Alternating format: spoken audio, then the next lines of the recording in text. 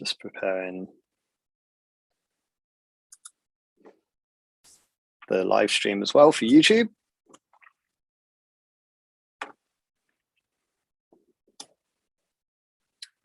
Excellent, that's all good.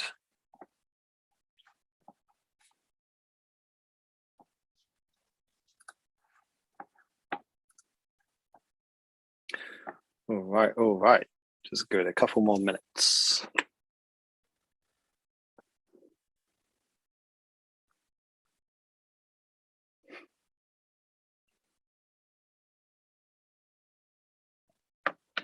Cool. So I've just got my phone to the side as well, just to make sure that everything is going okay.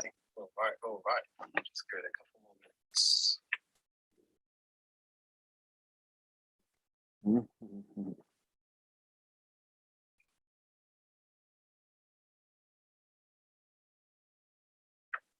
Cool. So I've just got my phone to the side as well.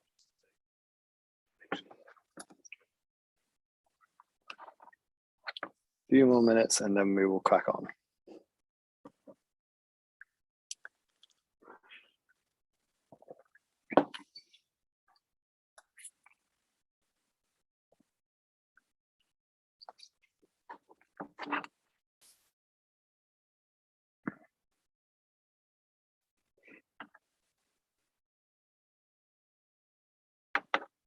Okay, this is just a short presentation, just covering off some basics of photography. I'll jump into it in a minute. It is a presentation in a like a keynote format, so we'll just be clicking through some slides and I'll be talking you through. It is all taken from a basics course that I've written and put together. If it is of interest to you, if you find this valuable this evening, but you want to take things a little bit further, then just reach out to me with a private message or something, and I will let you know about the rest of the training series and how you can get involved with that. So we're just going to see, I'd just like to give it 4 or 5 minutes at the beginning, just to let people jump on, just in case people have issues with connections or something. So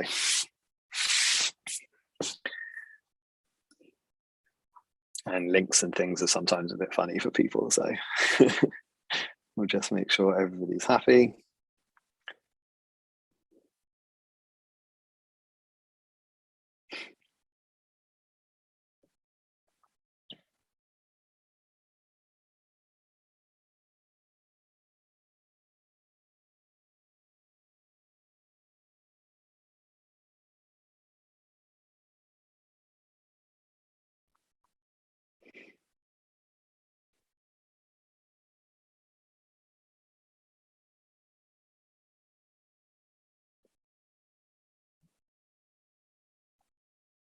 Okay, cool.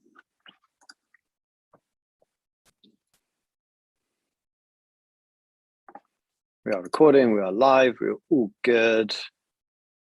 And don't have anyone waiting to join. People might join halfway through, so I'll let those people in as and when. They might pop in a little bit later on, but we will crack on. So I'm going to start sharing my screen. My microphone on. Okay, brilliant. Let's bring up the presentation. Here we are. All right. Good evening. Welcome. Thank you for joining me.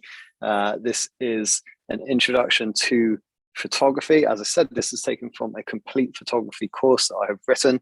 It's a very interactive course. There's a lot of these presentations, and then following the presentations, there's knowledge reviews, quizzes that you complete to see what information has gone in and what information you need to go back over and work on again. You then work on assignments. Those assignments are critiqued by myself. You get that feedback directly. There's a final quiz, a final assignment that you have to do in order to complete the course. And it's a great way of just developing your skill set and getting into photography, especially if you are new to photography. So this presentation covers a number of different main subject areas, really covers off the fundamentals of digital photography.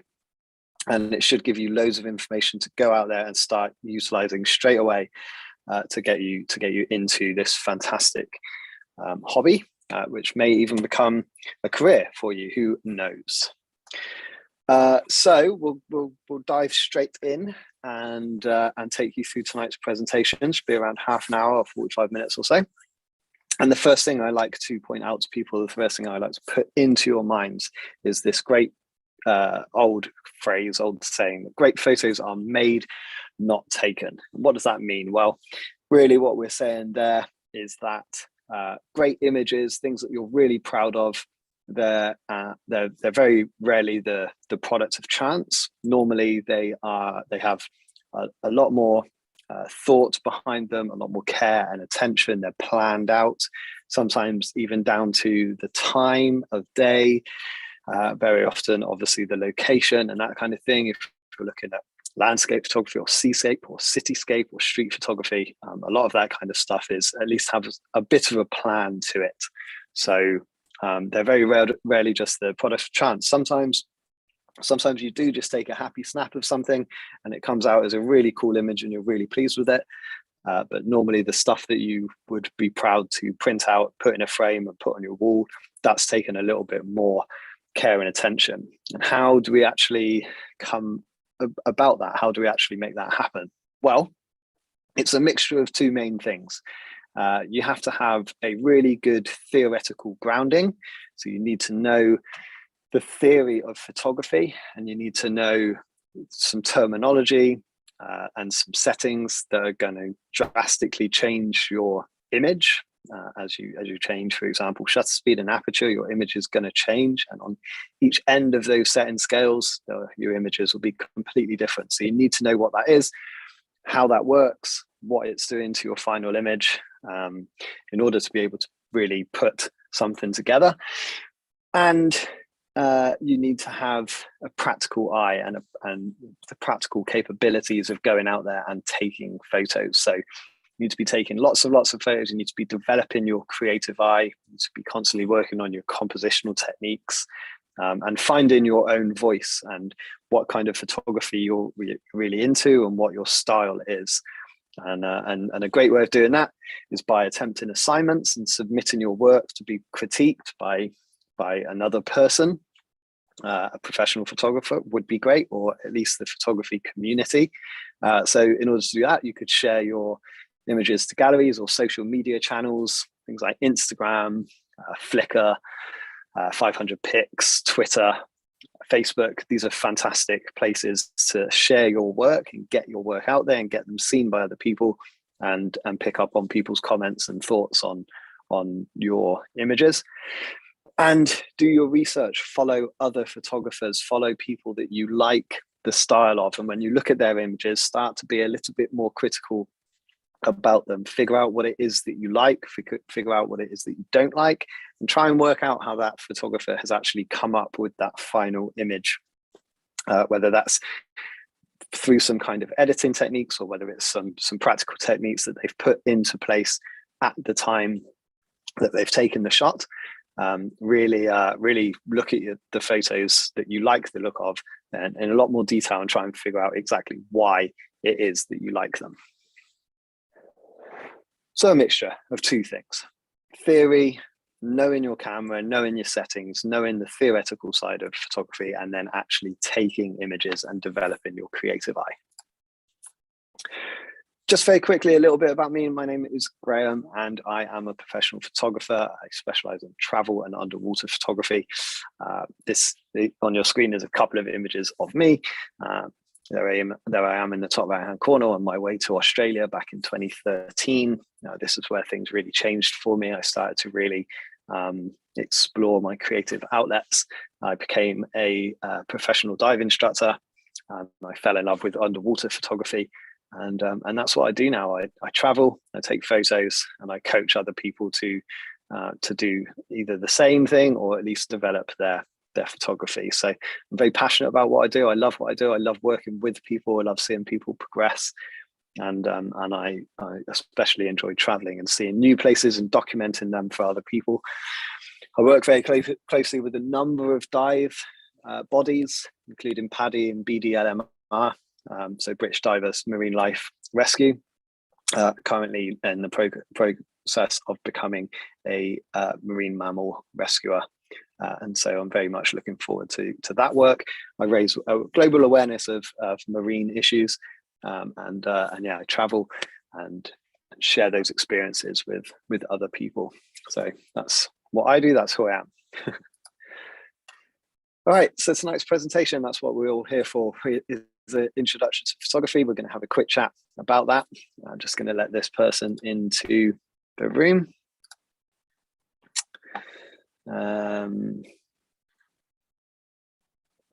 Okay, meeting everyone.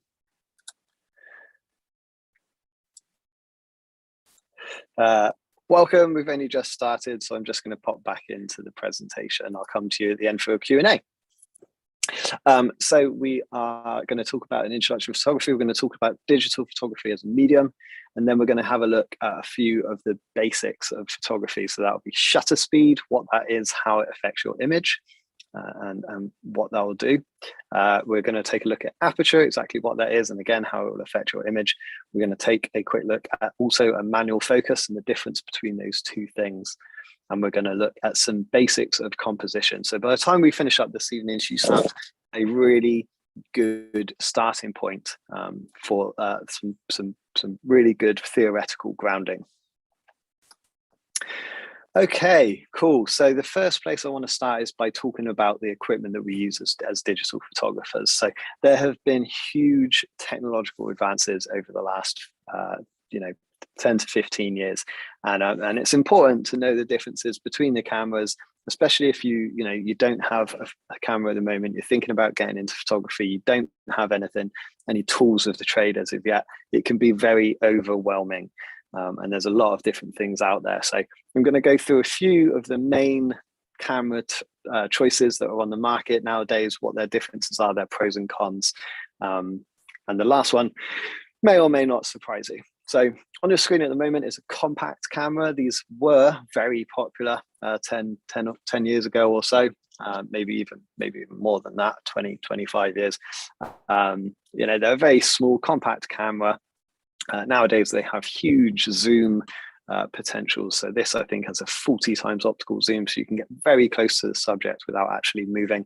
They're very basic. They don't normally have much control that they can offer you. So you're very much left to the camera's own devices as to what it thinks are the correct settings for the image that you're taking. So these are commonly referred to as point and shoots. They're very easy to transport. They are ridiculously small nowadays, so they're very convenient. They are generally quite cheap, but like I said, you don't have much control. So if you really wanted to push your photography, these aren't going to be the best the best choice for you, because they're really not going to give you much control over your final image. A step up from that would be bridge cameras. Bridge cameras are generally a solid body. So what I mean by that is the lens and the body are still attached. You don't have the option to change them, but they do tend to have a little bit more control than compact cameras. And normally they have manual zoom controls as well. So you have a little bit more control, but still not a huge amount. They're still relatively portable, although they are generally bigger than compact cameras. They're quite easy to use. You can see there are a few more dials and buttons on this one. So like I said, gives you a few more features, but still not sort of professional quality for still images. They're very good for videos, especially for beginners. Their zoom features tend to be very quiet, and very often they're digital zooms as well, so they're very smooth. So if you're thinking about doing video work, these are an excellent choice. But for still photographers, they're probably not the best option. My favorite system that is currently available is our mirrorless cameras. I shoot on a mirrorless camera. I shoot on an Olympus EM1, and I love it. It's very lightweight and portable. Yeah, they're a great system. They give you excellent control, lots of shooting options. So you're really getting into higher end cameras in general. The lenses are interchangeable. So you can change out lenses. And as you get into photography, you will realize that different lenses are suitable in different situations. So you will, as you get into photography, probably lust after a few different lenses as you start to kind of put yourself into different photographic opportunities. So yeah, you can change out lenses, and there tends to be lots of options for you. They're easy to use with accessories. So if you're into landscape photography, you'll be looking at using filters and things. This is not something that we worry about too much as beginners, but yeah, they're very easy to use with accessories, including off-camera releases for slower shutter speeds and long exposures and things like that.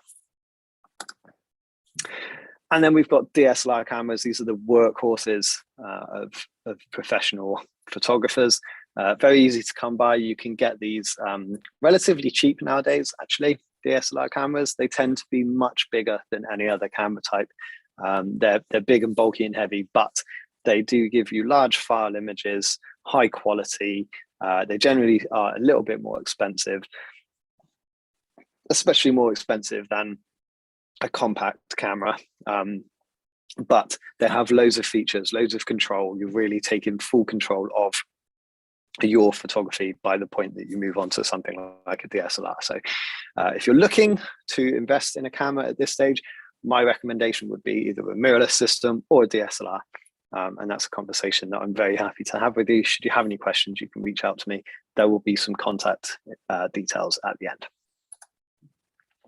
And then last but not least, this is the one that may or may not surprise you, is smartphones. I think they definitely deserve their own place in this presentation and in photography in general. There have been massive advancements in the technology that smartphones have in them nowadays, and the camera systems and the lenses and things like that. They are fantastic. They're obviously very compact, very easy to transport, and you are shooting on something that can not only take the image, but can also edit the image and share the image all on one device, which is absolutely fantastic, really easy to use. You can add on accessories, other lenses, even filters and things down the track if you want to. Again, this is more of kind of like a specialist area, so don't worry about it too much at this stage. But my point really here is that if you only have a smartphone and you're wondering, do I need to get a camera to get into photography? My answer would be no, you absolutely do not. If you've got a smartphone, even if it's 5 years old, you have got a fantastic camera system in your pocket ready to go. I actually spent 18 months when I was out in Australia shooting on just a smartphone. And that even included my underwater work. So I bought an underwater housing for my smartphone, and I used to go scuba diving with it and snorkeling with it. And I took all of my images over the course of 18 months on just a smartphone, and it was fantastic. I loved it. I think it's totally viable. They do deserve their own kind of training series. I have written a smartphone course. So if you are just shooting on a smartphone, that might be something to consider. But they're a fantastic device. And it does mean that photography is much more accessible to many more people, because most people, or a lot of people at least nowadays, have smartphones in their pocket ready to go. Okay, so I want to have a quick chat about some file types. These are some terms that you will hear bandied about, and I think at this stage it's important for you to understand what they are, so that when you're actually taking your photos, you know what is happening to that file when it's actually being saved. So if you're shooting on a smartphone, you won't by default have all of these options, but there are some smartphones that offer these as options now for specialist shooting. If you are using any other kind of camera, you definitely have at least one or two of these at your disposal. By default, your camera's probably going to shoot in JPEG. It's not necessarily the best file type. For me, I recommend people shoot in RAW, which is the last one that you'll see on the screen there. But I'll go through each of these in turn, and I'll explain why that is my thinking. So JPEG everyone kind of knows it. It's a standard file format. Like I said, most phones by default will shoot a JPEG. And basically what they are is a compressed file. So you take the image with the camera, and then the processor of that camera, whether it's a camera or smartphone or whatever, the processor decides what information it needs to keep in order to save that file, and the rest of the information it gets rid of. Now, that's fine for looking at a photo on your phone or on Instagram or Facebook as it is and as it was shot. But if you want to do any kind of editing to that image, you're going to be very restrained, very constrained with the kind of edits that you can make. So if your camera mistakenly thinks that it's taken a photo under fluorescent light, but you are actually outside in daylight, your image is going to have a completely different look to it. Okay, so it's going to have a funny blue tint all the way over. It's going to look awful, and you're not going to be able to change that.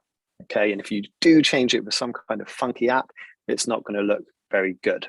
So that's why if you're trying to do more with your photography and you're going to get into editing and stuff, JPEG isn't the best way to go. If you're just taking photos of friends and families and quick snaps and all that kind of stuff, JPEG's fantastic because it compresses the file. It makes it a lot smaller. You can take many, many more photos on your hard drive or on your smartphone or on your memory card, because the file type is smaller because it's got rid of a lot of the information that it thinks it doesn't need. But if you're looking to come back to that image and do some editing with it later on, you're going to be, like I said, you're going to be a bit constrained about what you can actually do to that photo. The next one I want to talk about is TIFF. TIFF is a fantastic file type if you're a business or you're looking to print business cards or flyers or something like that. This is because TIFF is kind of universally understood between platforms. So a printer will see a TIFF file the same as the computer will. So sometimes you may have experienced this at home. You take a photo, you put it on your computer, it looks great. You hit print, prints out on your printer, your at-home printer, and it just doesn't look anything like it does on the screen. Very common thing to happen. That's because printers have a slightly different kind of language, I guess is the best way I can describe it, and so it can kind of misinterpret what the computer sent through to it. TIFF helps in that scenario. The printer and the computer tend to speak the same language in TIFF, so you tend to get a more accurate representation of your image. But it's still not perfect. There's still things you need to put into place to make sure that you get a complete replica. But generally speaking, it's a more universally understood file type. If you are a business, as I said, TIFF is very popular for logos, business cards, flyers. The next one there is PNG files. PNG files are basically a Photoshop file. Photoshop, if you're not sure what it is, Photoshop is a piece of software which is very popular with photographers, especially digital designers and professions of that kind of type. This is because you can do a lot with a PNG file, including kind of removing unwanted distractions, putting different backgrounds in place, doing funky stuff with it. If you're going to do loads of editing, and you're going to, take your image and put it in a magazine and use it for an advertisement, you're probably going to be utilizing a PNG file. It's not very common to shoot in camera PNG, so the camera won't shoot a PNG by default, but as a working file type, you will hear that term, and so it's worth knowing what it is. And it's basically when you're editing using the software Photoshop. And then we have RAW files. RAW files contain all the information from the image that you've shot. So they tend to be a much bigger file type. So whereas your JPEG file might be just a couple of megabytes, your RAW file might be 10, 15, 20 megabytes. Okay, it can be a much bigger image. And that's because it saved absolutely all of the information from when you hit the shutter button. They will look initially quite flat and boring in a lot of cases. And what you need to do is put them onto a device like a tablet or a laptop or a computer and develop them. It's kind of like back in the film photography days, taking the negative out of your camera, okay, and looking at that, and then having to process that into a printed photograph. It's kind of, raw files are kind of the same. They are, as the name would suggest, raw. And you edit them on your computer, but basically you'll be able to do a lot more with that image. So if you want to retrieve some information from the darker parts of the image, commonly referred to as the shadows, or if you want to make a bit more saturation pop in the colors, you're going to be able to push those kind of things, especially much further than you would a JPEG. All right. Don't worry about it too much at the moment. But if you are looking to take amazing images, you're probably going to have to edit them in some way, and in which case you're going to be wanting to shoot in RAW. Okay, don't worry too much if this is all a little bit overwhelming. You can always go back over this presentation another time, or flick me some questions if you have them. Let's move on to shutter speed. So shutter speed, what is the shutter speed? Well, the shutter in your camera is basically like a curtain on a window, okay? The shutter is the curtain. The window is where the light is coming through and into the camera. If you open the curtain slowly, you're going to let lots of light come in. If you open and close it very quickly, you're going to obviously restrict the amount of light that has traveled through into the room. And the shutter works in a very similar way, okay? A fast shutter speed will let a very small amount of light in very quickly. A slow shutter speed will let lots of light in very slowly. This does a couple of things. Makes our image lighter or darker, depending on how fast or slow the shutter speed was. It also will either capture motion or blur it out and give it and follow the kind of the trail of whatever was moving. So on the left-hand side here, you can see that a fast shutter speed was used to capture this moving water, this water that's crashing into the rocks. And by using a fast shutter speed, we've kind of frozen that water in time. So you see the waves and you see the white churned up water, and you see the ripples, and it's frozen in time. You can tell where the waves are and where the water is breaking over the rock. On the right-hand side, I've used a slow shutter speed, and what that has done is it's kind of recorded the water as the water has come in and over the rocks and then receded back again. And because the shutter's been allowed to stay open as that has happened, it's blurred that water out and given it this really mysterious look. Okay, it's very common to use this technique when photographing moving water, or light trails from cars or stars or anything like that. If you want to actually capture the trail that they've moved along, then you would use a slow shutter speed. If you want to freeze them in time so they're like a light bulb in one part of the image, then you would use a fast shutter speed. Again, a slow shutter speed has been used here so that I get the flow of the water coming over the waterfall.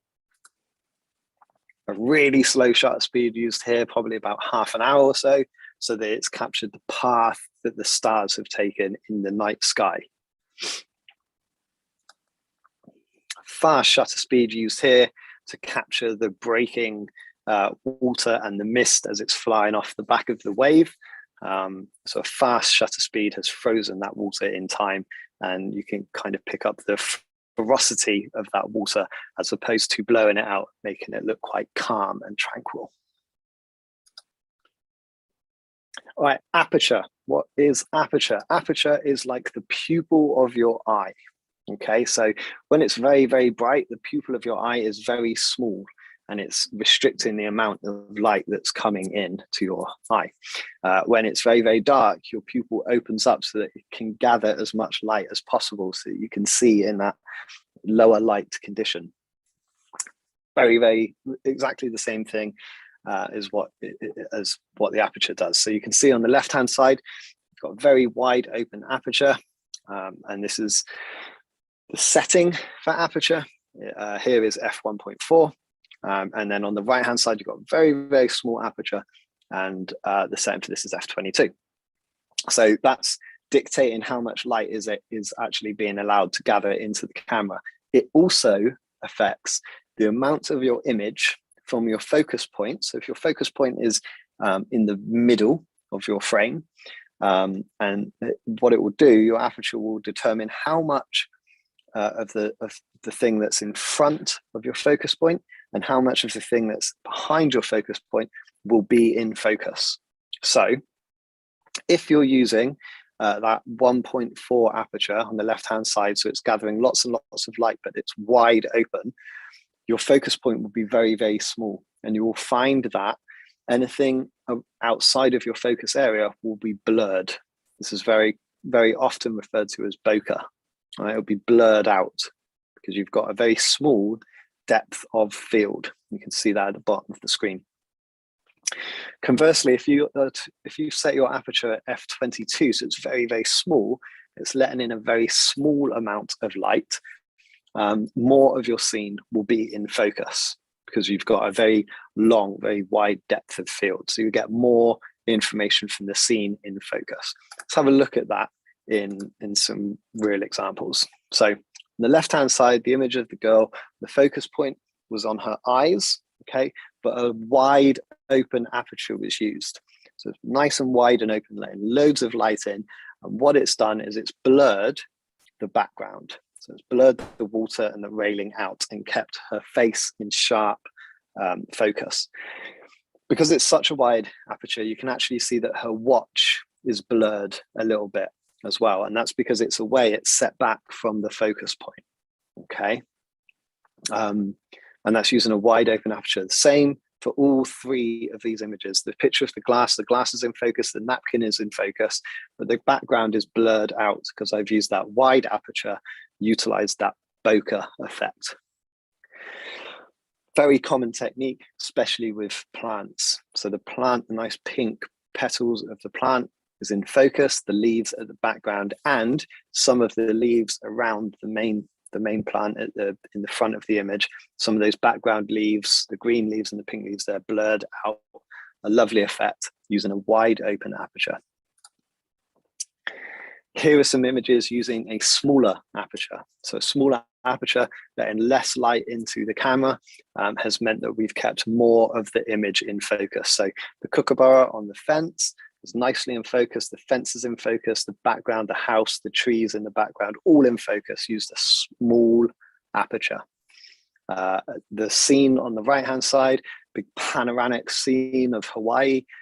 You want to get all those buildings and the sunset and the sea and the palm trees all in focus, use a small aperture. And again, the girl in the bottom image, she's in focus, the dive gear is in focus, the mask is in focus, and then the palm trees and the foliage and everything in the background, that's also in focus because we've used a small aperture. Just to hammer it home, wide aperture on the left-hand side, it's got some nice blur to the background and some of the foreground, and a small aperture on the right-hand side, everything's pretty much in focus. Just going to let someone else in.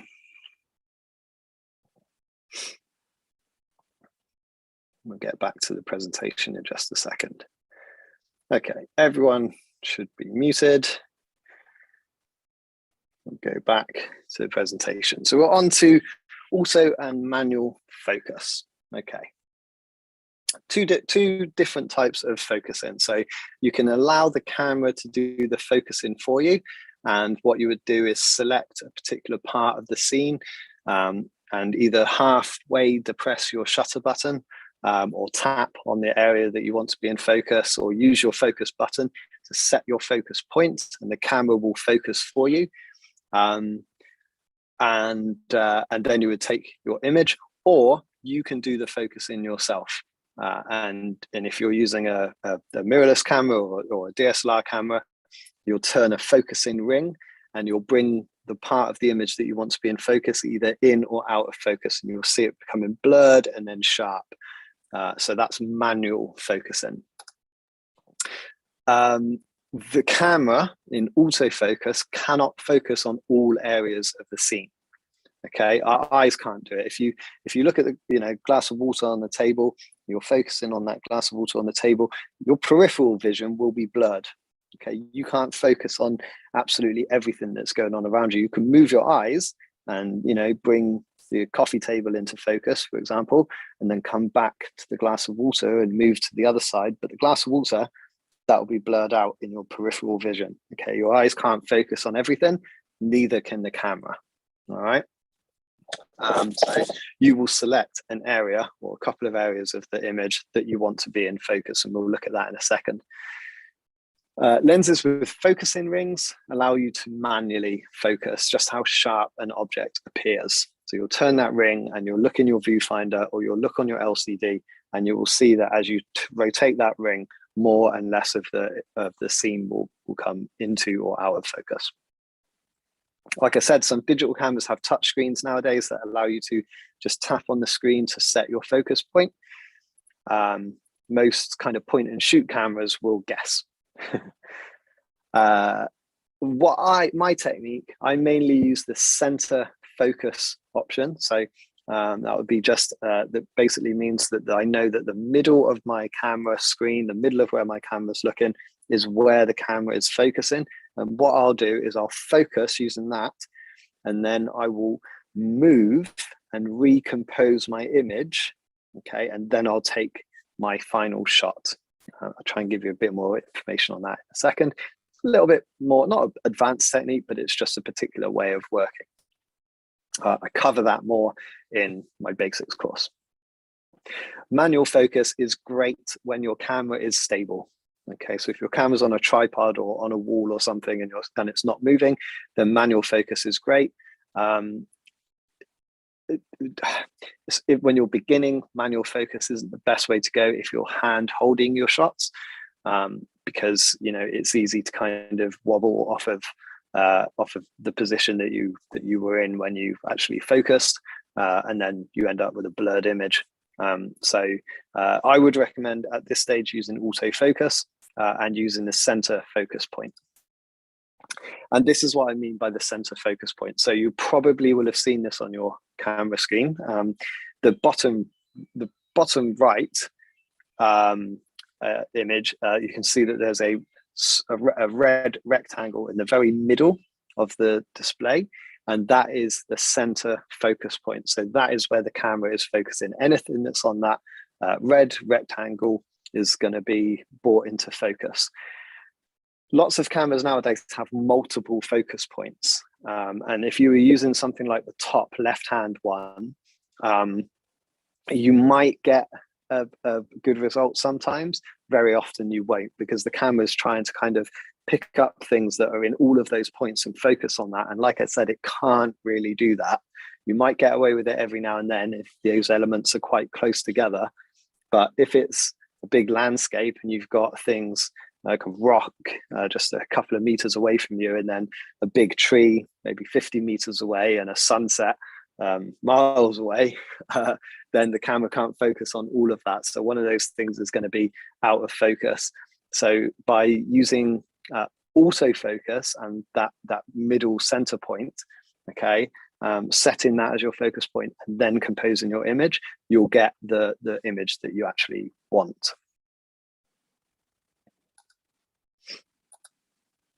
Okay, let's have a quick chat about some basic composition.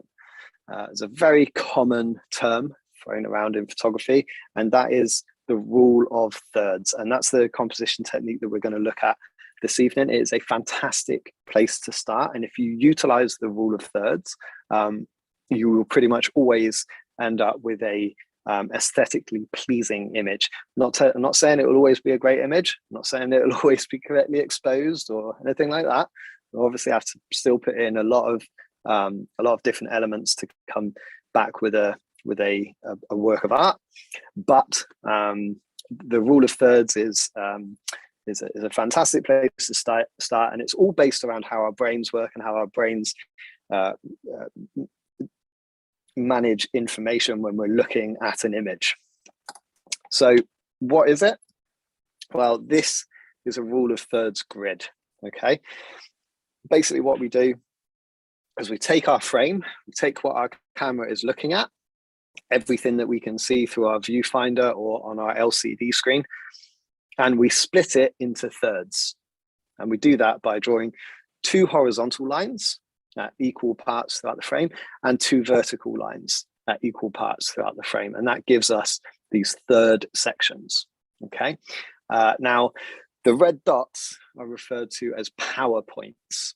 And these are kind of the most aesthetically pleasing place to put your elements.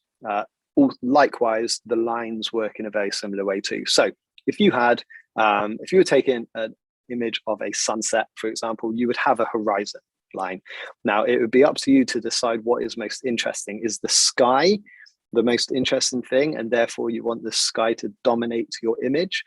Or is the landscape and the foreground more interesting? Once you've decided that, let's imagine the sky is the most interesting thing. What you're probably going to do is put that bottom horizontal line on your horizon, because what that's going to do is going to give you a little bit of foreground and then 2/3 sky. Okay, and the horizon line will be nicely in place, and that will make sense to our brains. And also that line will help you keep the horizon straight. All right, let's imagine you had a really big grand tree that was near you, and you wanted to include that in your scene. Or you would probably put that tree either on the left vertical line or the left the left vertical line or the right vertical line. All right, so now you've got the horizon on your horizon line and your tree on your vertical line. And if you happen to get, I don't know, the big branches, the majority of the branches all, you know, at the top of the tree, if that happens to be in that top right hand red circle, fantastic. You're hitting a load of the rule of thirds and your image is going to be nicely composed. So that's what the rule of thirds is. Here are some real life examples. So you can see that the concrete of the nice worktop there takes up 1/3 of the image, and then we've got some stones and the sea making up the rest of the image. But the glass is on the right hand vertical line, and that's quite an aesthetically pleasing place to put that glass. It makes sense to us. We're very used to seeing things laid out in this kind of way. Here's a few more examples that do utilize the rule of thirds. So you've got the scene of Fiji on the left-hand side. You've got that palm tree dominating the image, but it's on that left third vertical line. We've got the interesting, excuse me, we've got the interesting wooden canoe and some other plants on the bottom third, and the sea. The manta rays, the manta ray with its mouth open is on a third line. The manta ray doing the backflip is pretty much on the right hand third line. It's very, very close. So that's quite an aesthetically pleasing image, and they intersect nicely with each other. So they're complementing each other. And then the image in the bottom right hand corner, you've got the horizon on the top horizontal line, because the interesting thing here was, yes, the colors in the sky for the sunset, very, very beautiful. But the real interest was the rocks, the foreground, the water rolling back, and the wave coming over the top of the rocks. So that's why I've gone for 2/3 of foreground and 1/3 sky. Great. Okay, that's a lot of information. If you haven't quite managed to take it all in, don't worry. I am happy to send you this presentation so you can have it and rewatch it at your leisure. It's also available on my YouTube page. It will be available in the Facebook group. If you're not a member of the Facebook group, it's Graham Reynolds Photography. You can join that. And it's a private group, and all of my work goes up there as well. So just want to give you a bit more information about what I'm all about, just in case it interests you. So I have an online education platform. So I teach photography online. There are many presentations that are accessible to you, as well as assignments, quizzes, all kinds of things. I do lots of online live events where I edit live, shoot live, all kinds of things. So you can reach out to me if you're interested in that. I do photo shoots and workshops both here in the UK and abroad. Now that things have opened up again, it's making that a little bit easier. Still not quite as easy as it used to be, but we are able to get to certain places, and I am looking at filling next year's calendar with some workshops abroad that mainly focuses on Europe, USA, and Australia. I am building an online community of photographers, so that's getting together quite nicely. So we have a meetup group, we have a Facebook group, and if you're interested in becoming a part of just a nice, friendly, supportive community, you can reach out to me and I'll let you know about that. We have, and I also offer one-to-one coaching. This is the best way to progress your photography. It's completely personalized to you, so it doesn't matter where you're starting from, if you're a very beginner or quite advanced or whatever. It doesn't matter where you're at. One-to-one tuition, I think, is the best possible way for you to progress. These are the kind of subject areas that we cover, but it all comes from an initial conversation, me learning a little bit more about you, where you're at with your photography, where you want to get to, what areas of photography interest you, and then I put together a personalized training plan for you. And I work with you very closely via one-on-one video calls. I set you assignments, I critique information, I critique those assignments for you. We build a portfolio of your work. I can even help you put together social media platforms and websites and things if you're interested in that. But I do a lot of coaching work. It's what I'm all about. I love sharing my passion for photography with other people. So if you're interested in progressing, just shoot me a message. And you can do that by emailing me directly. My email address is hello@grayphoto.co.uk. You can join the Facebook page, Graham Reynolds Photography. It is a private page, so you'll find it on Facebook, but you will need to request to join it. As soon as I see that request from you, I will get that approved and you can be a part of that online community. And you can follow me and direct message me and all that kind of good stuff on Instagram. And my Instagram handle is GCR Photography. GCR Photography, you can get me there. Cool, I hope you've enjoyed the presentation. I am going to jump back into Zoom, stop sharing my screen, just in case anybody has any questions. If you've got any questions at this stage, then I am very happy to answer them for you. Just going to check the chat to see if there's anything there. Can I take screenshots of some of these slides? Rahima, yeah, absolutely. I hope you did. So sorry, I didn't see your question. I don't get the chat questions until the end. Maybe I should have said that earlier. I'm sorry. I hope you did. I hope you were able to. If you didn't, don't worry. I'm very happy to get you a recording of this you can refer back to, so I can send that to you directly, or you can watch it online. I hope that helps. And if you have any questions to follow up from that, then I'm very happy to help you out.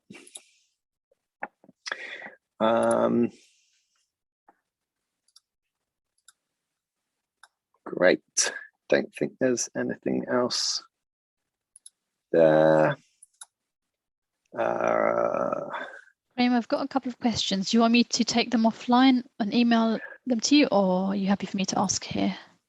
That's absolutely fine. You can ask them.